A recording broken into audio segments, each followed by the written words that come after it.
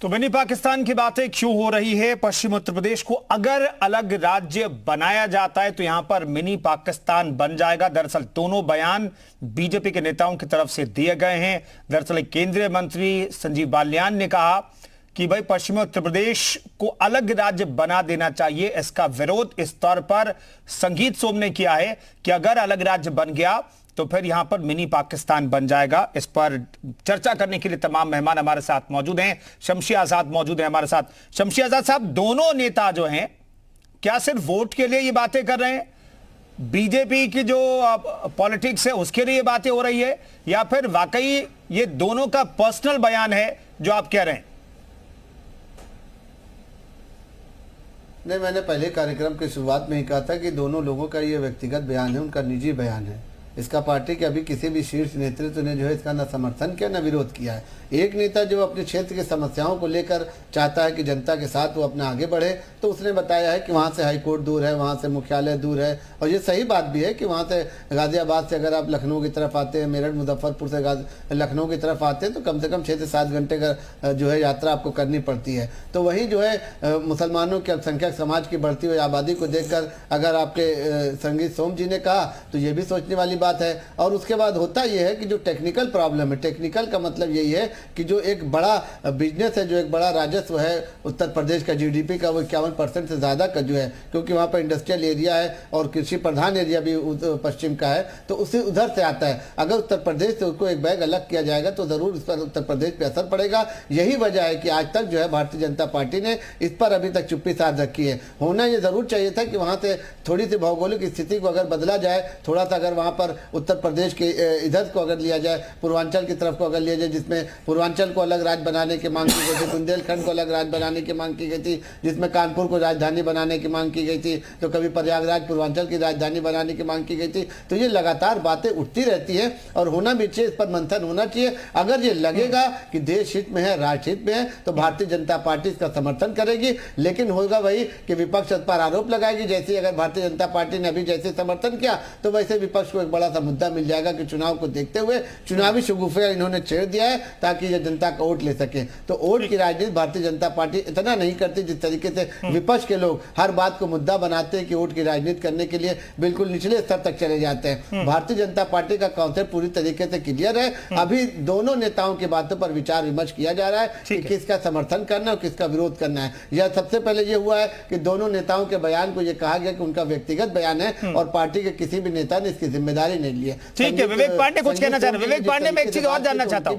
विवेक पांडे, जिस आधार पर कहा जा रहा है कि भाई ये मिनी पाकिस्तान बन जाएगा, दरअसल डेमोग्राफिक चेंज बहुत हुआ है और यहां पर मुस्लिमों की आबादी बढ़ते बढ़ते करीब 40% से ज्यादा हो गई है। क्या आपको नहीं लगता इस आधार पर संगीत सोम ने यह बयान दिया है?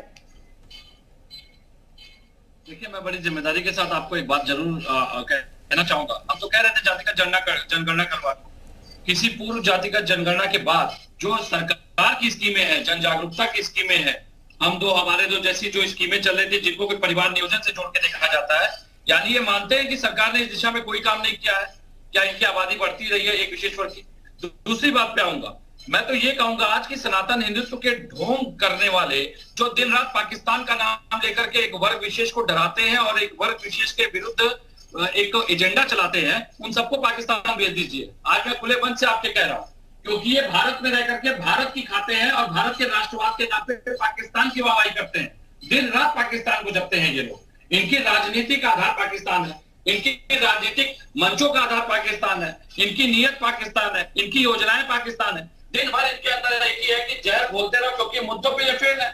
शिक्षा, चिकित्सा, रोजगार, युवाओं को जिस तरीके से न्याय मिलना चाहिए, हर मुद्दे पे ये फेल है। चाहे बुजुर्गों की बात करिए, महिलाओं की बात करिए, बच्चियों की बात करिए, कानून व्यवस्था की बात करिए, सुरक्षा की बात करिए, हर मुद्दे पे भाजपा फेल है। अब जनता के बीच में जाए तो कैसे जाए? सबसे बड़ी बात है, संगीत सोम की बात हो रही है। संगीत सोम खुद अपना चुनाव नहीं जीत पाए। भाई, इनके केंद्रीय मंत्री की बात हो रही है, वो अपना चुनाव नहीं जीत पाए। दोनों दगे कारतूस है। और सबसे बड़ी बात क्या है, अभी शमशी आजाद को आपने ध्यान से सुना होगा। शमशी आजाद एक तरफ कह रहे हैं कि कोई समर्थन नहीं करता और खुद ही समर्थन करते चले गए। तो मुझे लगता है भाजपा का पूरा जो इस समय कार्यकारिणी है, सारे के सारे कंफ्यूज है कि हम जनता के बीच में क्या मुंह लेकर के जाए, कैसे जाए। क्योंकि पश्चिम में जो किसानों के साथ इन्होंने किया, वहां पे आरएलडी हमारी बहुत मजबूत है। किसान हमारे साथ खड़ा है, समाजवादी पार्टी के साथ खड़ा है, आरएलडी के साथ खड़ा है, और सबसे बड़ी बात यह है कि अब की इनका कोई पैंतरा दाव नहीं चल पा रहा है। आपके साथ तो जो भी खड़ा आप उसको मजबूत मानते हैं। ओम प्रकाश राजभर जी भी आपके साथ जब तक खड़े तो आपने बहुत मजबूत माना था, और जैसे ही आपको छोड़ के चले गए तो आपने फौरन कह दिया कि दिवालिया है, इस तरीके के बयान आप देने लगे। नहीं, आप अपने गठबंधन दल के नेता की अगर तारीफ नहीं करेंगे, लेकिन आपके नेता ने जयंत चौधरी को बढ़ाने का काम नहीं किया। ओम प्रकाश राजभर जी का गठबंधन था, उनको पूर्वांचल में रखा, और जयंत चौधरी जी को पश्चिम तक सीमित करके रखा। तो ये आपकी धारणा हमेशा से रही कि आप अपने गठबंधन दल के नेताओं को ऊपर उठाने का काम नहीं करते, उनके साथ भी आप राजनीति करते हैं। अगर वो 15 सीट मांग रहे तो आप खुले मन से कह दीजिए कि हम 15 सीट उनको दे रहे हैं, उसके बाद आप देखिए कि आपके साथ रहते हैं कि नहीं। चलिए अब सीटों की बात अब छोड़ देते हैं, सीटों की बात छोड़ देते हैं, इस राज्य वाले मुद्दे पर आते हैं। राज शर्मा जी भी हमारे साथ मौजूद है। राज शर्मा साहब, नेहरू जी चाहते थे भाई 4 हिस्सों में उत्तर प्रदेश बढ़ जाए, एक हिस्सा तो अलग हो गया है, 4 हिस्सों में बांटने की बात कर रहे थे। कांग्रेस का स्टैंड इस मसले पर, या फिर राज्य को, इतना बड़ा प्रदेश है उसे कुछ हिस्सों में बांटने को लेकर के अगर कोई डिमांड उठती है तो कांग्रेस का दरअसल स्टैंड क्या है? मैं कुंदन भाई एक बात कह दूं, सबसे जवाब देने से पहले मैं अर्कवंशी साहब की बात का जवाब दूं कि मैंने ये विरोध नहीं किया कि नहीं होना चाहिए। मैंने समस्या बताई कि ये बहुत बड़ा प्रदेश है और प्रदेश में मुख्यमंत्री भी चाहे तो गाड़ी से नहीं घूम सकते।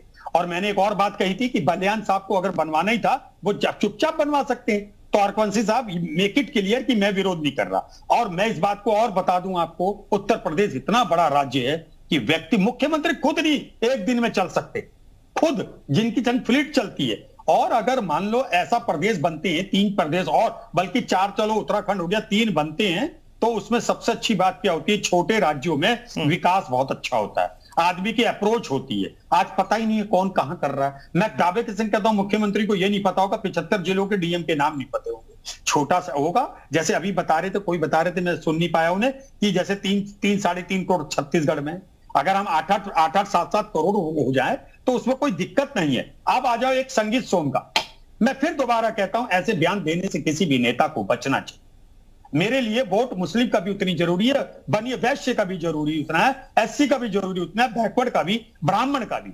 आप एक दूसरे को जातों से बांटोगे, दोस्त खाई पे खाई बढ़ती जाएगी। और मैं, आपने जो मेरे से मेन सवाल पूछा था, अगर मान लो राज शर्मा साहब, जाति के आधार पर बांटने की तो आप लोग कोशिश कर रहे हैं, जातीय जनगणना की बात आप लोग कर रहे हैं, और आप बीजेपी पर आरोप लगा रहे हैं कि जातिगत आधार पर बात मत करो, बांटो मत।